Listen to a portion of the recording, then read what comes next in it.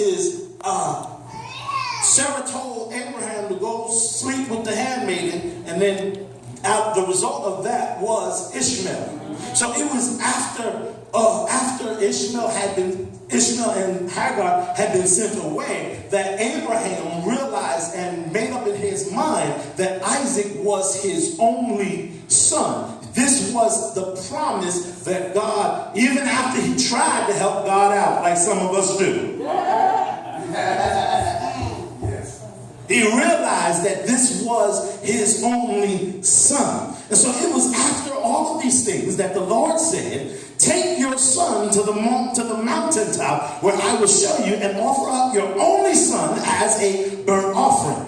Notice that this sounds quite chaotic, but Abraham didn't get into a massive argument with God about his giving, because he remembered that it was God who had promised him that Isaac's seed would multiply, and that Abraham had enough faith to know that God was not a man that he should lie. So now here it is. You've got to realize and understand that sometimes God, even in the test, you've got to read between the lines and understand that God, he will not go back on his promise.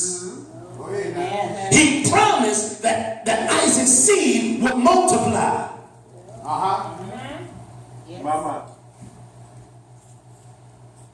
He promised that Isaac's seed would multiply. Yes. How can a dead seed multiply? Mama. So at that point, Abraham realized that there must be a plan. Yes. That's all. See, one of the things that we must realize and understand is that even when we don't always understand what the plan is for our life, know that there is a plan. Yes, it is. Know that there is an end result. And this is not our expected end. Onward. I need a good church right now. Yeah.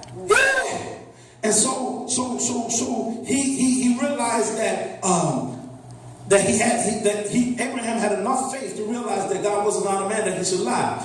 But that in which he was going to go through, look at somebody and say, it's only a test. Now, wouldn't you think that Abraham, during the course of his life, has already endured enough crisis, each of which was a real exercise of his soul and a real strain upon his life? Abraham had already went through hell. And so I want to tell you today that even when you're going through, that there are places in the Bible where you can find that people that were called of God and used of God also went through hell. So the reality is that there are people that are sitting in here right now that might be going through something, but realize and understand that you're not the only one. Amen. But there are other people that have gone through the same thing that you have gone through, or something similar. But the reality is even if it wasn't the same thing, it was the same intensity. And so he went through a lot. First of all, he was called to depart from all of his relatives, and he was just to leave the whole group. And that was a real test for Abraham. And in the beginning, he really didn't do it all together right. But nevertheless, separation finally came. Then there was a test with Lot, his nephew. And we all know that Abraham really loved Lot, or else he wouldn't have been dragging Lot around with him.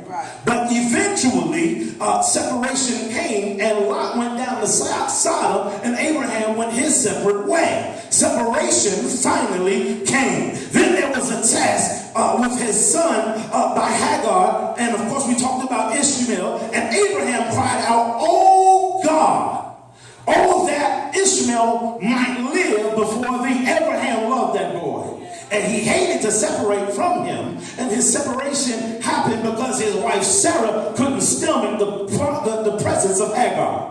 Now ain't that something? She told the man go sleep with him, and And now, all of a sudden, she mad. Mama.